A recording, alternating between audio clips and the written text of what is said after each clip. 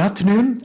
Welcome to this Gene Club. And as you know, Gene Club is the Hong Kong Genome Institute Journal Club in order to enhance genomic exchange for nurturing excellence. My name is Brian Chung. I'm the Chief Medical and Scientific Officer of the Hong Kong Genome Institute. It gives me great pleasure to introduce our speaker today. Our speaker today is Dr. Derek Lee. Dr. Derek Lee is a cardiologist at Queen Elizabeth Hospital, specializing in cardiomyopathy, heart failure, and inherited cardiac conditions. He also serves as an honorary assistant professor at the Chinese University of Hong Kong. He completed his undergraduate education at the Chinese University of Hong Kong and his postgraduate training at QEH. Dr. Lee has received multiple awards, including the Best Thesis Silver Award from the Hong Kong College of Physicians in 2021, the Asian Pacific Society of Cardiology Emerging Leaders Scholarship in 2022, and importantly, the joint Hong Kong College of Physicians Hong Kong Genome Institute Scholarship in 2024. He holds a master's degree in medical genetics, awarded with academic honors, and furthered his subspecialty training in inherited cardiac conditions and advanced cardiac MRI at Royal Brompton and Harefield Hospital in the UK. His clinical and research interests centered on improving heart failure care and personalizing cardiomyopathy treatment through genomic medicine and advanced imaging techniques. So the title of his talk today is Hong Kong Genome Project Case Sharing, Unlocking the Genomics of Cardiomyopathy, a New Era in Heart Health. Dr. Lee, please.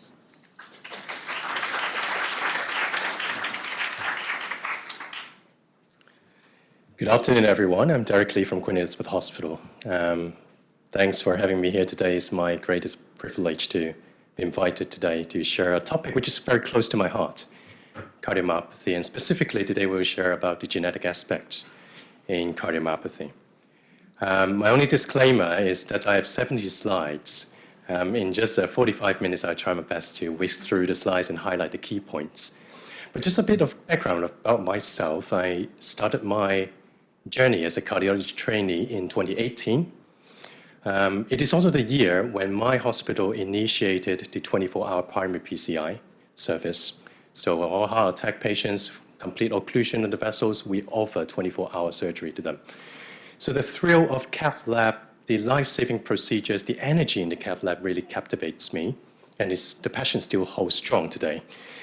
But during my training years, I realized a stark reality that a lot of heart failure patients are underserved, and their needs really drew me to better serve them in my subspecialization. So after I completed my cardiology training, I chose to subspecialize in heart failure, and I had the very great opportunity to co-lead the new comprehensive heart failure program in my hospital with my mentors. And it is also during this heart failure service when I encounter a lot of patients with cardiomyopathy whose struggles really profoundly changed my perspective as a clinician and reshaped my career path. As we know, cardiomyopathy often affects the young individuals, and I've often pondered why and how these young and active individuals, they can face such devastating health issues, which has the potential to cause sudden death, potential to cause heart failure, potential to cause arrhythmias. How can they tolerate and how can they face such health issues? One of my earliest patients, in fact, coincidentally, I see him this morning in my clinic, a 35-year-old gentleman, now 40 years old, married for just 2 years, thriving in a career, have a dream of being a father, building a family, full of dreams. But suddenly he developed progressive heart failure symptoms, even struggled to catch breath after chasing a bus and unable to enjoy his favorite hobby, swimming, and subsequently received a diagnosis of obstructive hypertrophic cardiomyopathy, which is a condition causing abnormal thickening of the heart and obstruction to the blood flow. And his story really strikes me and underscores the fragility of life and the unpredictable nature of health, and really forever changing my perspective as a cardiologist. Also, as I was running and serving in the heart failure program, I realized most clinicians, they are used to screening common etiologies of heart failure, such as coronary artery disease, valvular disease, or hypertension. But once these etiologies are ruled out, they struggle to dig deeper in the rest of the heart failure patients. And majority of these non-ischemic heart failure, they are cardiomyopathy patients. Most of these individuals, while not having the etiology discovered, they receive a generic set of heart failure therapies which really target at the end stage, the end result of disease process, which is heart failure, rather than at the etiology, at the upstream, as an etiology-based treatment. So I developed a deep interest in a precision medicine where I enrolled myself right after the completion of cardiology fellowship in this master program in medical genetics, and further my training in the area of inherited cardiac conditions in Royal Brompton Hospital in London, and just came back from there. And while I covered the broad spectrum of inherited cardiac conditions, my main focus was in cardiomyopathy, genetics, and advanced cardiac MRI. And my goal was to be able to predict, to prevent devastating complications, and to be precise in the management of cardiomyopathies. So the definition of cardiomyopathies hasn't really changed since its inception in 1980s, which is still heart muscle disease of unknown cause. It is not caused by coronary artery disease, not caused by valvular disease, not caused by abnormal loading condition of the heart, but really is an intrinsic disease of the heart muscle itself. And there are different phases of cardiomyopathies. Some cardiomyopathies, they present as a thick heart. Some present as a big and baggy, sluggish heart. Some present as a rigid heart. Some present as a very twitchy heart, as in the arrhythmias.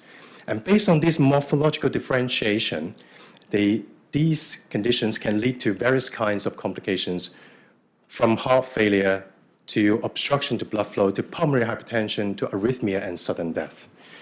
But the thing is, these are just morphologies. These are not the diagnosis. When we stratify the etiologies of cardiomyopathies, they can be differentiated into genetic and acquired causes. And these cardiomyopathy can arise as a single organ disease, isolated and confined in the heart, or they can present as part of a systemic disease, such as muscular dystrophy, also affecting the skeletal muscles, such as storage disease affecting multi-system organs, or mitochondrial disease. While the cardiomyopathies can be divided into genetic and non-genetic, which is acquired causes, we now understand that even among those we traditionally thought to be acquired causes, they actually have genetic basis, such as alcoholic cardiomyopathy, chemotherapy-induced cardiomyopathy, myocarditis, or peripartum cardiomyopathies. We used to think that these are acquired causes of cardiomyopathy, but now we understand a significant portion of them has a solid genetic basis. This also partly explains why we see a wide disease spectrum clinically. For example, some women with peripartum cardiomyopathy, they can present very mildly and they fully recover afterwards.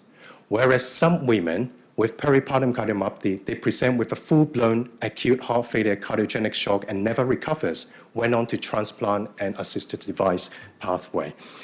And perhaps, and very likely with the emerging data, that genetics underscore the differences. Regardless of the morphologies and the etiologies of cardiomyopathy, the three most important consequences of cardiomyopathies are sudden death, heart failure, and arrhythmias. And the key question here is, which patient is going to develop one of these complications, and whether we can prevent these complications from happening. Now, we're moving on to the genetics in cardiomyopathy. We used to think that genetics in heart disease are straightforward, like one condition caused by variants in one single gene, and vice versa. Variants in one single gene cause only one single morphology or condition. But in reality, this is not the case, where one variance in one single gene can cause different morphologies or condition, and one condition, morphology, can be caused by multiple genetic variants. Hence, the relationship between genotype and phenotype is not that straightforward. To complicate the things matter more, even within the phenotype itself, there is significant overlap. For example, dilated cardiomyopathy patients, they can present with multiple arrhythmic episodes mimicking the arrhythmogenic cardiomyopathy spectrum. Whereas hypertrophic cardiomyopathy at their late stage, burnout HCM, they can present as dilated heart and big and baggy, like dilated cardiomyopathy. So there is a significant overlap even within the phenotypes themselves, and hence, differentiating cardiomyopathies by phenotype is imprecise. The other challenging topic in cardiovascular genetics is the incomplete penetrance and variable expressivity in cardiomyopathy-associated variants, where in family members carrying the same familial variants as the proband in the family, they might not develop the disease in their lifetime at all. And even if they develop the disease, they develop it in a very different variable severity than the proband in the family. And we used to think, why does this happen? How does this variability in penetrance and expression happens? And until recently, we finally begin to understand a bit why. And one of the reasons is the growing evidence of oligogenic and polygenic nature of cardiovascular disease. And we used to think genetics in heart disease follows the Mendelian inheritance, the X-linked, the autosomal dominant recessive pattern. But as accumulating evidence shows that in a lot of cardiovascular conditions, this is not the only genetic basis of cardiovascular disease, such as obesity, atrial fibrillation, coronary artery disease, and in many cardiomyopathy cases, they don't strictly follow Mendelian disorder. They don't follow the monogenic basis of disease.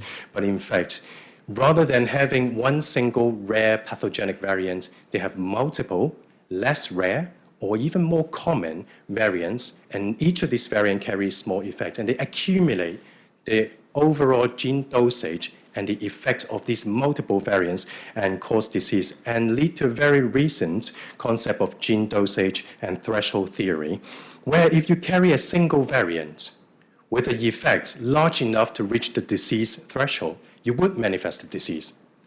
But if you carry a variant with the effect not enough to reach the threshold of disease manifestation, either you don't manifest the disease at all, or you need extra modifiers, either genetic modifiers or non-genetic modifiers, to develop this condition.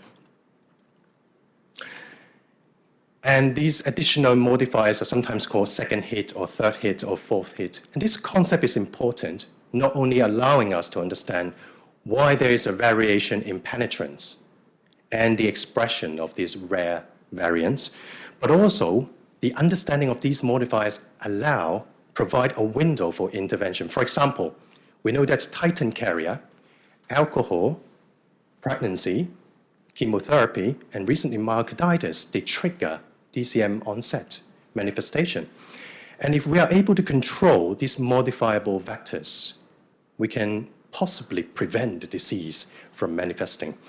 And also in PKP2 variant carrier, we know that intensive exercise, again, would speed up and initiate the disease onset in susceptible individuals. And by accurately and precisely prescribe an exercise program to these individuals, potentially we can prevent disease manifestation. So we will focus on two most common cardiomyopathy types today, and the first one would be hypertrophic cardiomyopathy, which is a condition characterized by a thick heart. From the pathophysiological point of view, this is caused by abnormal calcium handling and energy utilization at the sarcomere structure, which is the smallest unit of cardiomyocytes. And because of this abnormal calcium handling and energy utilization, and they cause an over-cross link between actin and myosin. And hence, the hallmark of the disease is hypercontractility rather than hypo, as in DCM. So microscopically, from the histology, we'll see myocyte disarray and also fibrosis because of this shear force between the myocytes, as well as the demand ischemia because of hypertrophy. And macroscopically, we see a thick heart, and such thickening of the heart would cause obstruction to blood flow, cause fibrosis, arrhythmia, and deterioration in cardiac function.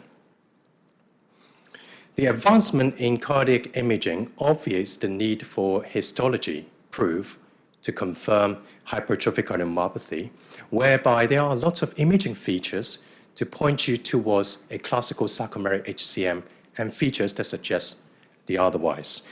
But even with advanced imaging, a lot of the time we still face conditions whereby we still struggle to pin down the underlying etiology. For example, patient with a mild or modest wall thickening like 50 millimeters with a long-standing hypertension, borderline control, imaging features did not suggest one diagnosis over the other, no family history, then we struggle to think whether this is hypertensive heart disease or is this hypertrophic cardiomyopathy.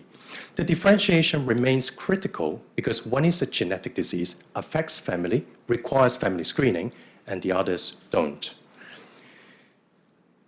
So genetics in HCM, with genetic testing, we can pick up about 1/3 of these individuals with the causative variants being identified through genetic testing. And this adds to the diagnostic confidence of that this patient is having hypertrophic cardiomyopathy, which is a genetic disease and needs family screening.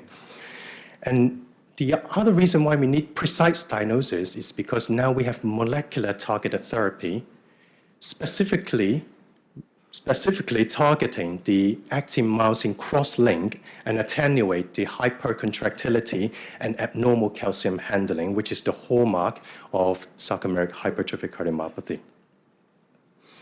We don't really want to misdiagnose these patients.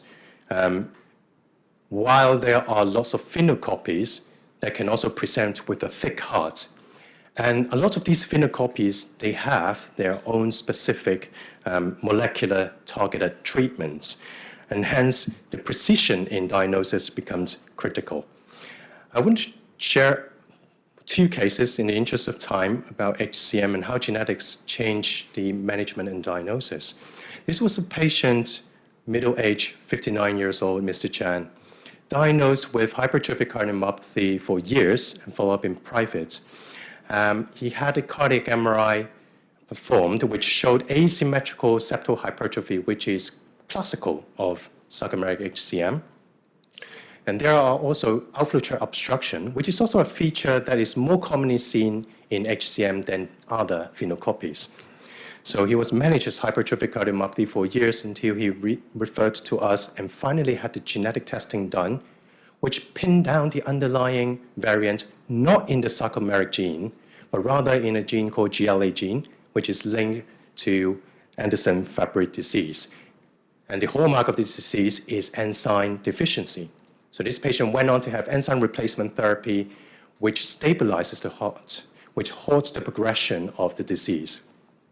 Anderson-Fabry disease is a type of lysosomal storage disease. It can affect multi-system and organs. It has an X-linked inheritance with the variants in the GLA gene. There are 2 types of Anderson-Fabry disease. One is a classical form, usually present in childhood and teenage. The other one, which we as adult cardiologists often see, is late onset Anderson-Fabry disease. And usually in the late onset disease, they manifest as a single organ manifestation. And cardiac manifestation is most common, with hypertrophy being the most prominent features, and hence mimicking hypertrophic cardiomyopathy because they both have a thick heart.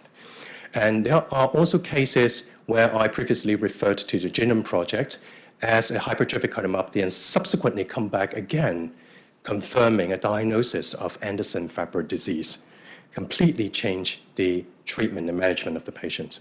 Now, the second case, again, is a mimicker of a thick heart, 69-year-old Mr. Lam, with a history of smoldering myeloma diagnosed 2 years ago. Smoldering myeloma is a plasma cell disease. It's a bone marrow disorder, and this plasma cell can secrete light chains, abnormal light chains, that can accumulate in the organs and cause organ dysfunction, and in the heart, it can cause thickening of the heart. So 2 years down the line, this patient developed heart failure and atrial fibrillation with NT-proBNP consistent with the diagnosis of heart failure. With such a background of smoldering myeloma, new onset heart failure, we'll be thinking about a condition called cardiac amyloidosis, which is an infiltrative disease. And with such background, we'll be thinking about particular type of cardiac amyloidosis, which is the AL type, the light chain type of cardiac amyloidosis. Cardiac imaging was consistent with the diagnosis of cardiac amyloidosis with specific features. And the next step really is to differentiate the type. As I said, there are different types of amyloid that can affect the organs. From the cardiac perspective, there are two main types of cardiac amyloidosis. One is light chain, we call it AL. One is TTR, transthyretin, which is a protein produced by the liver. And they are completely different disease. AL amyloidosis is an emergency, is a cancer, is a hematological cancer requiring chemotherapy. Whereas transthyretin is a chronic disease, it's an infiltrative disease. They're completely different. And bone scan, the PYP DBD scan, is a very helpful tool in differentiating between the both because bone scan would light up in the transthyretin cardiac amyloidosis and less so in AL amyloidosis. And in this bone scan, it was negative. So the overall picture appears to point towards AL cardiac amyloidosis, which is a light chain disease, which is a hematological cancer, which needs chemotherapy. So we went on for tissue confirmation. We did fat PET biopsy, negative. We did endomyocardial biopsy, which shows amyloid, but not the types. We still struggle here, but for completion, we went on for genetic testing, which for the first time point us away from our clinical impression and showed a variant in the TTR gene. And a novel variant in TTR gene are often pathogenic. So we went back to the tissue and did a mass spectrometry and confirmed this is not AL amyloidosis, and in fact, this is TTR amyloidosis. And the final diagnosis is a hereditary ATTR cardiomyopathy. And this family requires family screening, and they have specific treatment. Again, this is just to highlight the key in cardiac amyloidosis is to differentiate between the type because the treatment is completely different. In this TTR cardiomyopathy, we have specific molecular target therapy. In 2018, the first ever therapy arose in TTR amyloidosis, tafamidis, which is a stabilizer. And 7 years down the line, we have an array of treatment targets from knockdown therapy, RNA silencing therapy, to second stabilizer agent, and to monoclonal antibodies, which hopefully can remove those deposits from organs. And again, precision in the diagnosis enable precision medicine. Does genetic play a role in HCM risk stratification? We often heard hypertrophic cardiomyopathy is associated with sudden death. So a lot of emphasis has been on risk stratification. And as in many areas in medicine, we always want something objective. Here comes our score. But you can see there are multiple parameters in a score. Why do we need multiple parameters in a score? Because none of them are precise enough and none of them is perfect. So as the score itself. We still use this score in clinical practice a lot, but now we understand that there are lots of risk markers that were not featured in the score, and that there are some forms of HCM which these scores don't apply. Secondly, on the other hand, the thing that highlights the imprecision of this score is that in those whom we deemed low risk by the score, we still see events of sudden cardiac arrest.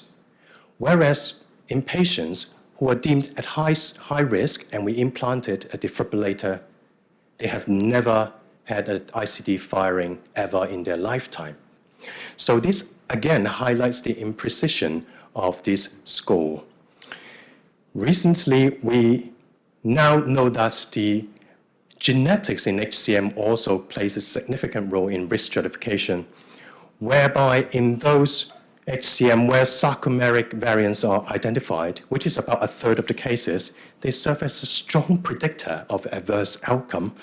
And even in those variants of uncertain significance, these variants of uncertain significance that is located in sarcomeric genes, they, when compared with those without any variants at all, they still do worse clinically. So genetics does add to the precision in HCM risk stratification. On the other hand, we now understand that rare variant implicating the monogenic sarcomeric HCM is not the only genetic mechanism of disease, but among those so-called sarcomeric negative HCM, many of them had an underlying polygenic basis. This is critically important because traditionally in these sarcomeric negative cohorts, we have difficulty in predicting the disease cause. We know that a lot of them, they have a generally benign disease cause, but some don't. And we also struggle to understand how we best screen their family because we can't identify the precise variant. And we don't know how to screen the family, but resort to lifelong repeated clinical screening of the family members when a lot of them never develop a disease at all. So we struggle in this group. But with emerging data, we begin to understand the polygenic inheritance and the use of polygenic score in the management of these cohorts.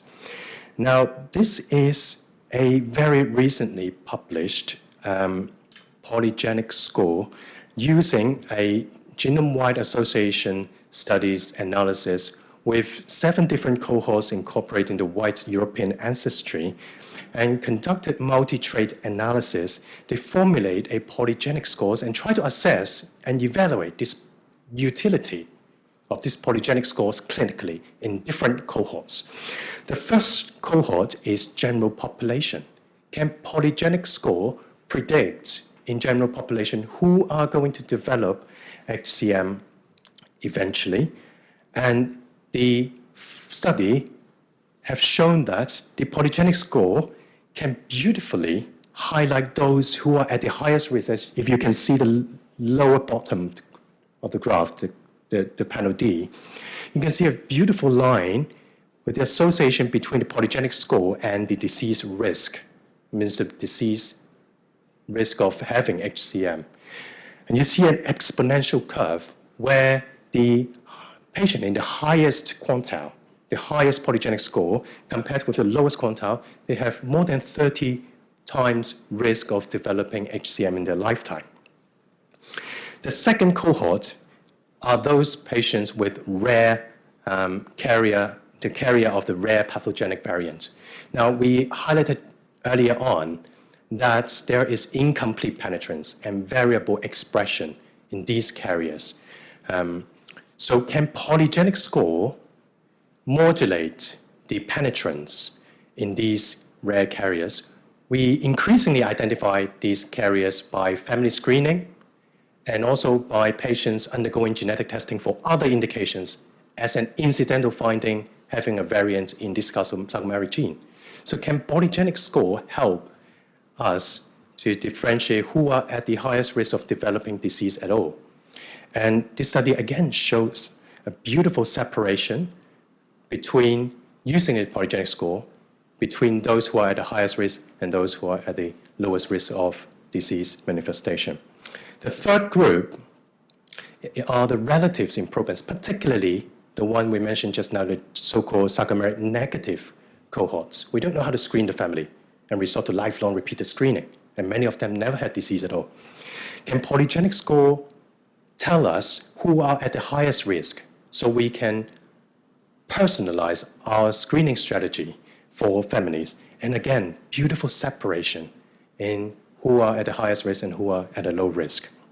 And lastly, apart from disease diagnosis and predicting disease risk, can polygenic score predict the disease progression and adverse events? Again, beautiful separation in highlighting who are at the highest risk of having adverse events like arrhythmia, sudden death, and heart failure. So to summarize this study finding, it highlights different aspects of polygenic score utility in the management of hypertrophic cardiomyopathy. It begins to allow us to understand why there is a variation in penetrance and expression of individuals carrying rare sarcomeric variants. And this allows us to personalize our surveillance strategy. For example, those carrier of variants with a high polygenic score, they are at a higher risk. So we can offer and arrange closer surveillance. Whereas those who are at a lower risk, we then personalize the surveillance strategy. Same for the family, particularly, again, the sarcomeric negative group. We now, by means of polygenic scores, we can stratify who are at the highest risk, and then again, we can personalize the screening strategy.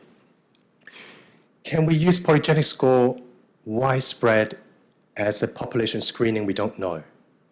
And we still need data on this. But perhaps in the future, we might be able to select those, maybe top 1%, the highest polygenic score cohort, and we offer targeted screening for hypertrophic cardiomyopathy. And lastly, again, it adds to our current imperfect risk stratification of HCM and optimize our risk stratification. Thus far in clinical practice, genetic testing in HCM largely centers in the diagnosis and family screening, and less on risk stratification and management. But with evolving evidence and accumulating data supporting the use of genetic testing in clinical management, it transforms our practice. The gene dosage effect is also quite interesting, and we actually knew this before. We know that patients with multiple rare variants, they do worse than those who carry only one single rare variant, and so as those with biallelic digenic variants. And now we move on to understand that not only multiple variants within the sarcomeric gene, but also if you have variants in other cardiac-associated genes, such as those associated with DCM, for example, this also adds to the disease process and risks.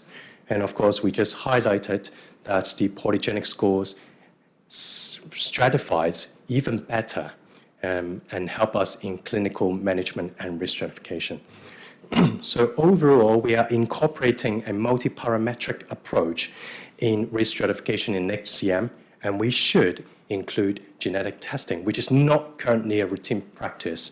We should include genetic testing results, polygenic scores, single variants, rare variants into our risk stratification strategies. We then touch on the dilated cardiomyopathy. I just want to first highlight the wide spectrum of disease, whereby in the phenotype itself, there is preclinical isolated dilatation all the way to full-blown DCM with dilated heart and sluggish heart. And here I highlight 12 cases of dilated cardiomyopathy, which morphologically, they are all big and baggy, all sluggish, but with very different etiologies, and hence the specific treatment for each. But navigating through these widespread etiologies is difficult, and with traditional tools, it remains challenging to pin down the underlying etiology. Hence, most of these DCM nowadays receive generic heart failure therapies, which target at the end result of disease process rather than the upstream etiology. But with the advancement in cardiac MRI and genetics, we now are much more able to pin down the underlying etiology. And when we look at the genetics in HCM recently, the ClinGen Consortium, they consolidate 19 genes with strong association with DCM, and roughly 25% to 40% of patients undergoing genetic testing will yield a positive results. And these 19 genes span across 10 different gene ontologies. And some of them overlaps with those associated with hypertrophic cardiomyopathy. Again, this highlights that there is a phenotypic overlap, HCM overlapping with DCM from the genetic point of view, highlighting the imprecision when we define cardiomyopathies by morphologies and not the underlying etiology. Like HCM, there is a huge interest in the study of polygenic scores in DCM, and in 2024 and this year, there are two large GWAS data meta-analysis published and yield a substantial boost in our understanding in the genetic discovery for DCM, because they identified several dozens of loci and genes associated with DCM using the clinical and biobank cohorts. This is the first meta-analysis. I just want to highlight the key findings. There are three key findings. The first one is that polygenic scores was significantly associated with the disease risk, same as HCM in the general population. PGS is significantly associated with DCM disease risk. And second key message here is that the polygenic scores, they are very helpful, particularly in those gene-negative cohort in predicting disease onset, which is in line with the first study that PGS helps to predict disease risk in sarcomeric gene positive and sarcomeric gene negative DCM cohorts. And lastly, interestingly, this study also shows that while some patients have rare pathogenic variants causing DCM, some patients have a polygenic nature of having DCM, the rare pathogenic variant still constitutes the majority of the risk in DCM when compared to those having a polygenic nature.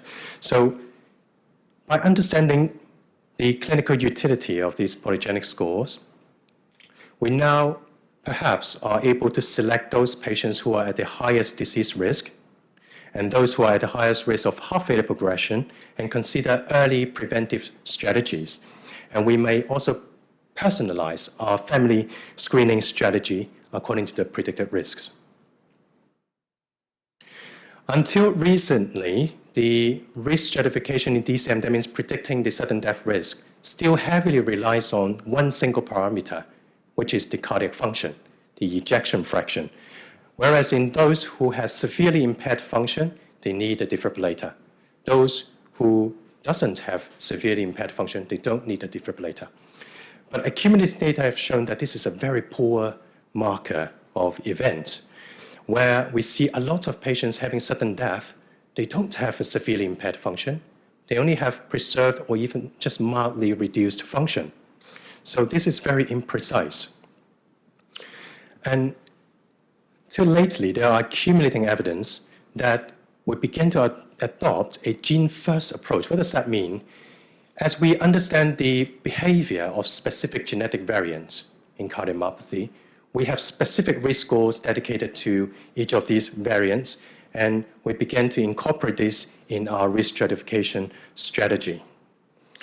And now once we diagnose the underlying genetic variants, we can then individualize and using individual risk scores specific to that risk calculator or risk score, and then predict much better the outcome.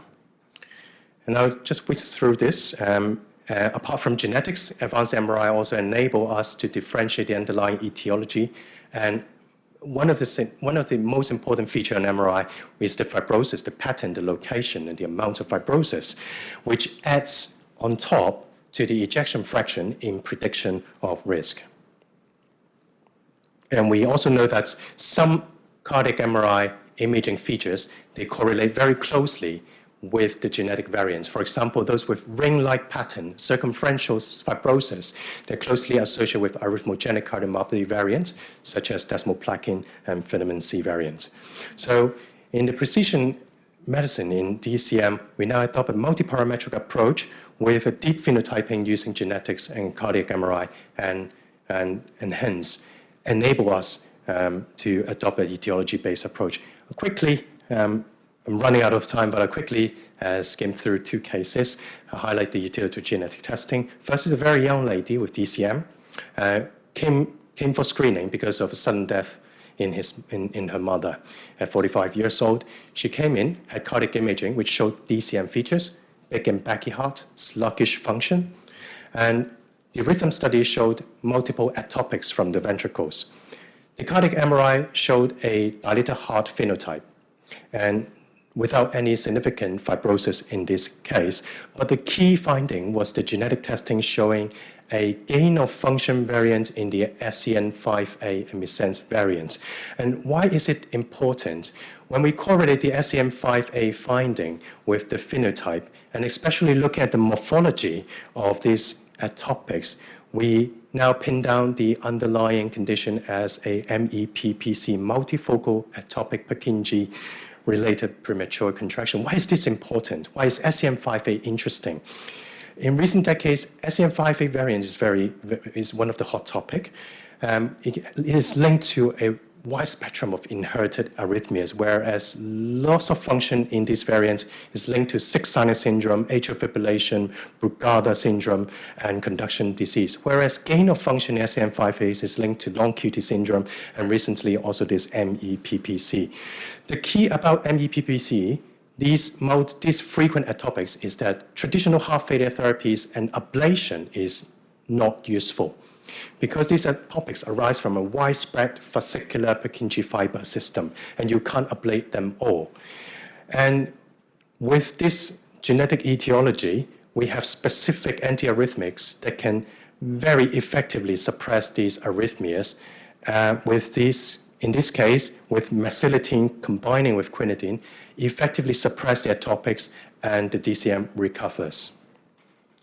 The second case is thought to be an acquired cause of viral myocarditis. A young gentleman present with a dilated heart, poor function, excluded ischemic causes, but with a very extensive scars on the MRI. But we still think that this is viral myocarditis until this ECG shows a low voltage, very frequent ectopics from the heart, which is unusual, and specifically the family history of having concomitant myocarditis and dilated heart. So we went on, in this case, for genetic testing and identified desmoplakin variant, which is recently a very, very, very hot topic. Because desmoplakin cardiomyopathy typically present with recurrent myocarditis episode and implicates an inflammatory pathway of disease. This is a landmark paper from Brompton Group, which changes the guideline, whereas in all comers with myocarditis, if they all underwent genetic testing, at least 10% of them will yield a genetic variant. So myocarditis is not always an acquired condition, but a portion of them, they have a genetic basis. And why is this desmoplakin important? Because it's closely associated with arrhythmias, malignant arrhythmias. And we now have dedicated risk stratification tools for these desmoplakin cardiomyopathy. And even the variant location within desmoplakin gene is important in the risk prediction. And because now we understand the inflammatory pathway underpinning this desmoplakin cardiomyopathy, groups began to try to understand whether anti-inflammatory medications are useful.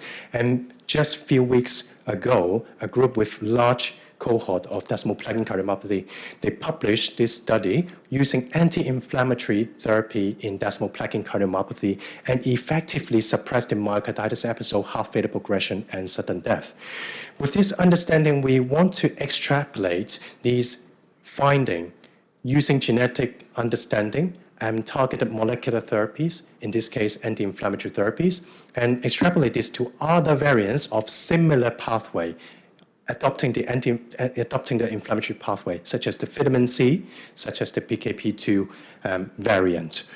And lamin is also one of those earliest DCM genes, were very malignant, very highly penetrant gene. And now, because of our understanding of the genetic pathway and the downstream molecular pathway, we're able to now establish studies using this very targeted pathway, looking at the phosphorylation pathway in lamin cardiomyopathy, and the early result is very, very promising. And of course, our hope has always been the root cause of this cardiomyopathy, which is the gene therapy. And currently, gene therapy targeting MYH7 gene, MYPBC gene, and PKP2, also hosting in the Royal Brompton Group, is ongoing, and we are eagerly expecting the results. So these are the last slides. The future of dilated cardiomyopathy is really to personalized medicine. I start off by showing a wide array of the disease spectrum with different etiologies, and traditionally it's very difficult to pin down the underlying etiology with traditional tools. But now with advanced MRI and genetics, we are now able to select those specific cohorts. We identify the root cause, and we target and tailor-made our treatment. And different groups began to cluster DCM into different pathways. Some inflammatory pathway, some fibrotic pathway, some arrhythmic pathway by incorporating genetics and other multi-parametric assessment, multi-omics into clustering DCM in different groups.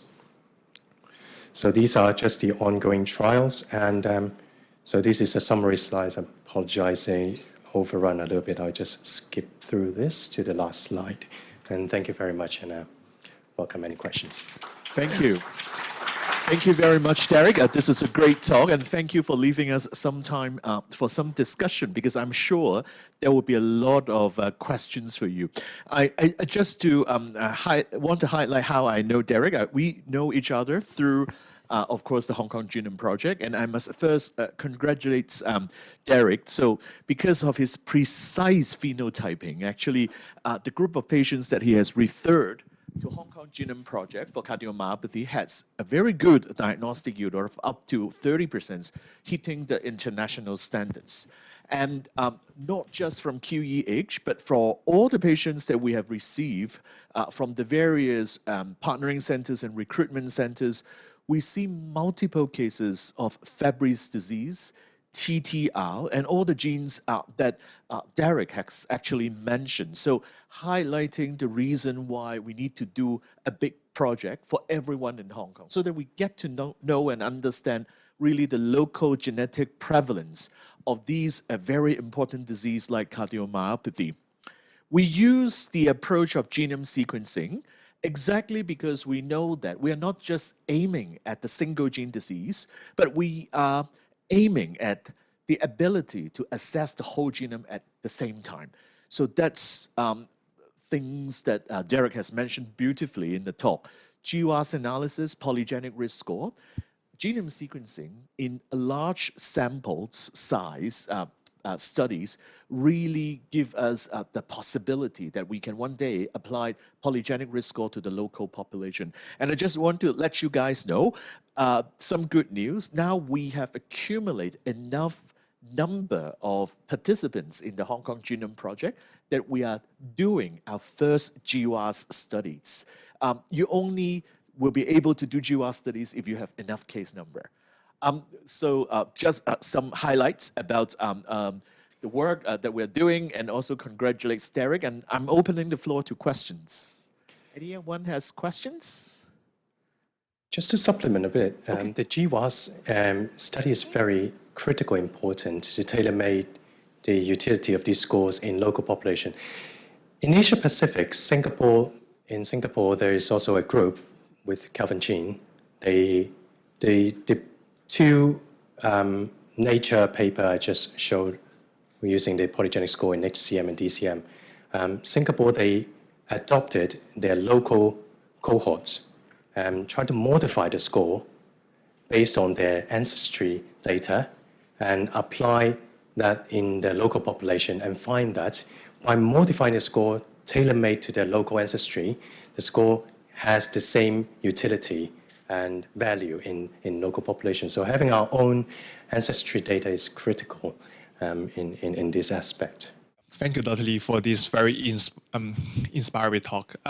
Actually, you have already answered part of my question. So the first part of my question is, how did those international polygenic risk score develop most using white people data? Yes. So we have seen that they kind of validate in non-white people, but we all know that non-white people is actually very heterogeneous. Yes. We got Asian, we got Middle East, all types of different populations there. So my first question is actually, how have you tested those polygenic risk score? How did they perform in our local population? The second one is, so you mentioned the Singapore study, they try to refine it using our local data, which is, I think Hong Kong Genome Project can definitely help. But will that be will that also serve as a chance to better understand the molecular basis of the disease? Because if we observe a different signal in our local population, will that possibly lead to maybe discovery of novel genes or yet unknown pathways that's more specified to the local population to cause maybe a specific cardiomyopathy in the Hong Kong Chinese population? Thank you, White. Yeah, that's excellent questions. As you highlighted, those polygenic scores are developed using white ancestry, white European ancestry. And I also mentioned that one of the Singapore group, they try to adopt these scores using their local data and modify some of the variants and find that it's very applicable. And I guess we might follow this direction and try to use our local population data and see if we can modify those scores that tailor-made to our population. To answer your second question, that's critical because while genetic testing is very helpful in both HCM and DCM cases in pinning down the rare variants, a lot of these cases remain gene elusive. That means gene negative cases. And it's often a challenge to manage this patient. We don't know how to predict the disease course. We don't know how to screen the family. And by using these polygenic scores, which now very successfully demonstrated in the white European cohorts, that these scores very effectively differentiate between the highest risk and lowest risk. In terms of disease manifestation risk, in terms of penetrance, in terms of the disease progression, the adverse events, it's very useful to differentiate between the highest group. I'm very optimistic in this area, and it actually helps a huge proportion of those gene negative cases.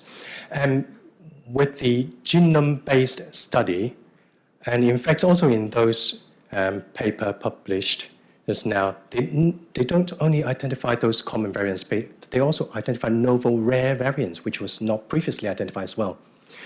So as our genome project goes on, I'm optimistic that we might be able to identify not only common variants, but also some novel rare variants, which we previously don't know as well. So I hope I answered the question, but I'm very optimistic in this area, and I'm very happy to collaborate in this. Thanks. And just to supplement, we really did identify a new variant that has never been seen in other population within the field of cardiology. And I think one of the reasons why this is a novel variant that we have identified is because it's very Chinese specific. And also, it's not a single point mutation. It's a structural variant. So you really need some advanced bioinformatics skills in order to identify this new variant. And I hope that publication goes well and it will be accepted soon. And then we will be happy to share more with the group. Derek, allow me to ask one perhaps more clinically oriented questions. I'm very interested in the TTR disease and Fabry's disease that you have mentioned. And of course, knowing the mutation would be very helpful in the management of patients in the cardiology aspects. But these are actually multi-system disorders as well. I wondered, for those patients that you have taken care of with Fabry's disease and TTR, do they have other systems manifestation? And if yes, do you need to initiate some cross-discipline kind of management for these patients? Thanks for an excellent question. Now, Fabry disease, as mentioned, is a multi-system disorder. As adult cardiologists, we often see late onset Anderson-Fabry disease, which is typically isolated organ involvement. And in our locality, the most common variant is called IVS4, which was discovered by the Taiwanese. And more than 80% of the cases of GLA gene variant in our locality located in the IVS4 location. And this is typically an isolated cardiac manifestation. So most of the time, in our Anderson-Fabry disease patients, we see as a late onset disease. They are often having a single organ disease rather than multi-system. But variants outside IVS4, they might also involve the kidneys, they might also involve the neurology, the neuropathy as well. And as for the TTR cardiac amyloidosis, in our cohorts, most of the time is cardiac manifestation is the most common. Unlike the AL cardiac amyloidosis, which is classically very systemic disease. The light chain infiltrates the heart, infiltrates the kidney, infiltrates the bone marrow. But in TTR amyloidosis, classically it infiltrates the heart, or sometimes it infiltrates the kidney as well, or neuropathy as well. But cardiac amyloidosis, as I said, sometimes differentiating between the types of amyloid is difficult. So we do adopt a multidiscipline involving the hematology, the rheumatology, because sometimes it could be AA, not AL, not TTR. It could be AA amyloidosis. And also the renal physician and cardiology form a multidisciplinary group and look at those cardiac amyloidosis cases. Perhaps I'll ask one more question. In your training in the UK, I think you touched on a very interesting area, is the integration of not only genetics, but advanced imaging into cardiology care. Can you tell us a little bit more how we can make better use of these two new technologies, imaging and genomics, in the care of patients in cardiology? Yeah, this is really close to my heart because I strongly believe that incorporating advanced imaging and genetics really personalize a lot of cardiomyopathy cases. And advanced imaging, particularly cardiac MRI, becomes one of the first-line imaging technique over echocardiogram, because in echocardiogram, you can only look at the function, the wall thickness, but we can't look at the details in the myocardium, whether there is fibrosis, whether there is inflammation, whether there is ischemia. But cardiac MRI has to the details into the myocardium, which offers a very close correlation many a time with the genetics. We often discover those genetic variants that has an inflammatory pathway showing up as an inflammatory features on the MRI scan, whereas those that underpin the fibrotic pathway with extensive fibrosis, again, we can correlate these imaging findings with certain genetic variants, like what we have mentioned, desmoplakin and filament C, classically very widespread circumferential fibrosis. So there is a very close linkage between the imaging features and the genetics. So I do strongly believe, I love these two, combining both of these two into the personalized management. Yeah, we see very similar kind of observation when we interact with our friends in neurology. So those doctors who take care of patients with neuromuscular disease, instead of going directly to an invasive muscle biopsy, now is making use of muscle MRI to help them to guide the genetic testing, because the pattern that they're seeing in the muscles is very different across different neuromuscular disorders. And I guess we're seeing very similar trend in cardiac imaging.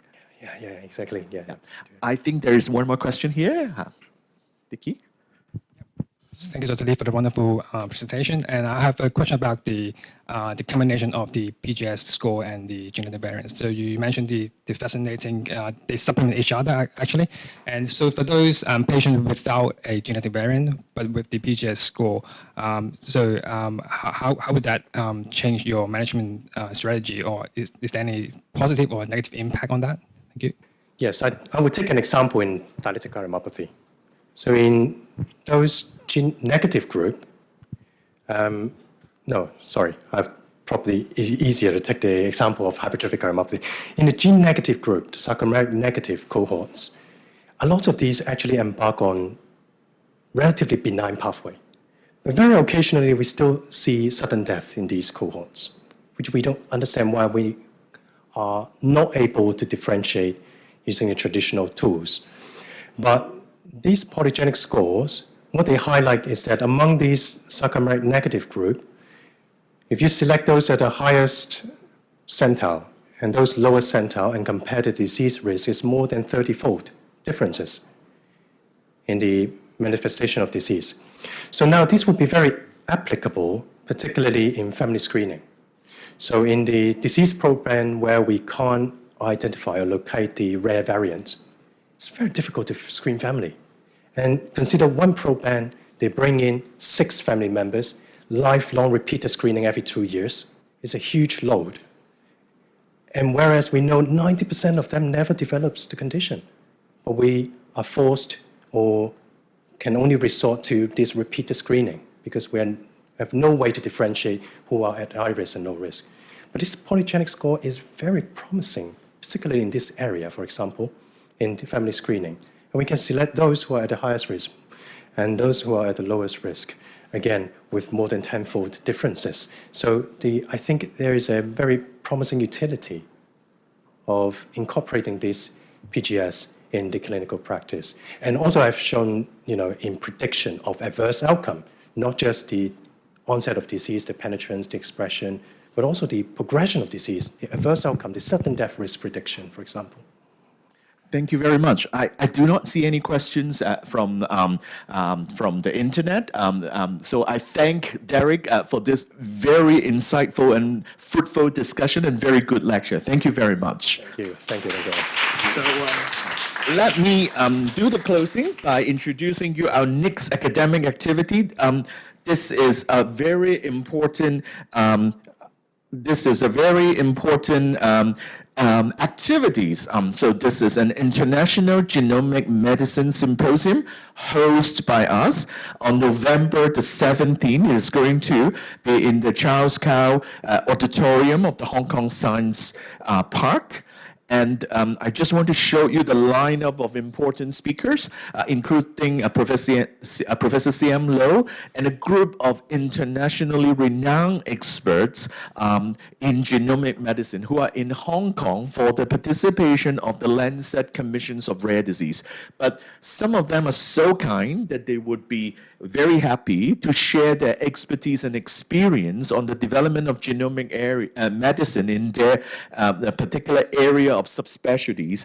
And therefore, we have organized a one-day very, very interesting program on genomic medicine. So for those of you who are interested, please contact us through this email.